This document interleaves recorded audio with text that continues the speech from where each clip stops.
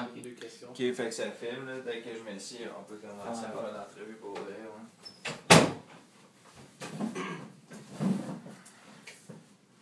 Parlez-moi d'une fois où vous n'avez pas réussi à atteindre vos objectifs.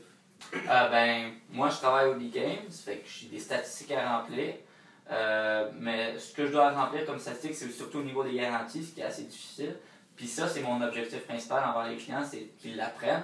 Pour moi, c'est mieux, mais pour eux aussi, ça les protège. Mais, bref, puis ça arrive régulièrement qu'un client ne veuille pas l'apprendre. Puis ça, c'est mon objectif que je dois atteindre. Ou que je dois atteindre aussi un certain objectif qui est de vendre des cartes de membres au EB Games.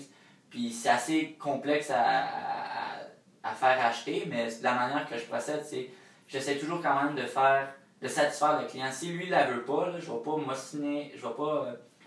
m'ostiner avec le client pour qu'il l'apprenne parce qu'après, bon, peut-être qu'il va l'apprendre en bout de ligne, mais il va sûrement pas revenir au EB Games parce qu'il va se dire, ben, ils insistent trop, il ne se sentira pas respecté. Fait que c'est vraiment d'essayer de respecter le client, puis les objectifs, ben, tu arrives toujours à rattraper ça, un peu plus tard. Donc, c'est vraiment comme ça que je vois la chose dans l'atteinte des objectifs. Moi, c'est. Puis après, de voir la méthode, comment j'ai abordé le client, puis si il y a une autre manière de m'améliorer, c'est vraiment avoir une rétroaction sur ce que j'ai fait. Parfait. Est-ce que vous avez déjà eu besoin de gérer un conflit entre employés?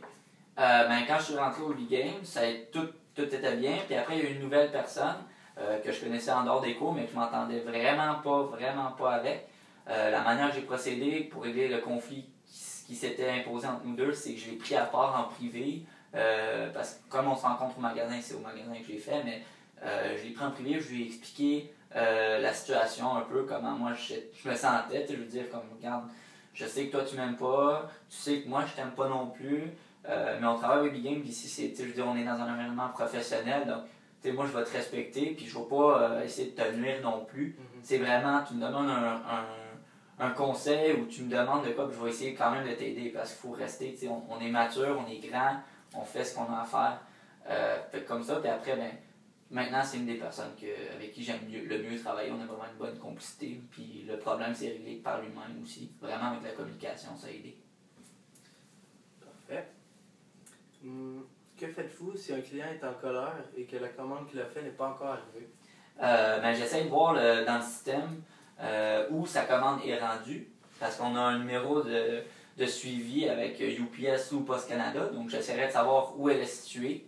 Parce que déjà, j'essaierai de lui expliquer aux clients qu'on n'a pas non plus le pouvoir sur les commandes, donc des fois ça peut arriver en retard dû à l'envoi, à la livraison. Mais des fois, c'est aussi que c'est nous qui avait fait la commande en retard. Donc, il nous l'avait donné, puis on l'a fait plus tard. Donc, on ne l'avait pas respecté. Mais j'essaierai vraiment de. Puis si c'est vraiment trop long, j'essaierai de régler avec le client d'une manière, donner peut-être un pourcentage de rabais, un crédit magasin, des affaires comme ça. Excellent. Un matin, vous voyez clairement que quelques employés sont découragés. Comment les aidez-vous? Ben, c'est déjà arrivé au magasin où on avait des difficultés au B-Games.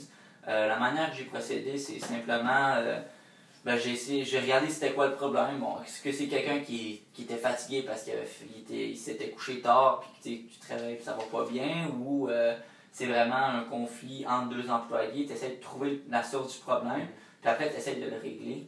C'est comme ça que je vois les choses. Donc, ben, quand c'était arrivé, moi ce que j'avais fait, c'est j'ai la philosophie que la motivation vient de soi-même, puis qu'après, elle va s'étaler sur les autres. Donc, j'ai trouvé l'employé qui était plus fatigué, qui allait pas bien, puis j'ai essayé de le motiver. J'ai dit, garde, ça va peut-être pas bien là, t'as pas des bonnes statistiques, mais garde, moi, je vais t'aider à en faire des bonnes. Je vais essayer de convaincre les clients à côté. Je vais dire, ah, t'apprends pas la protection, t'es sûr, tu sais, puis le soutenir dans ses démarches, puis pas le rabaisser comme pourrait faire mon assistant gérant ou mon gérant. Vraiment, avoir un bon support d'équipe, je trouve que ça met une bonne motivation, une bonne ambiance.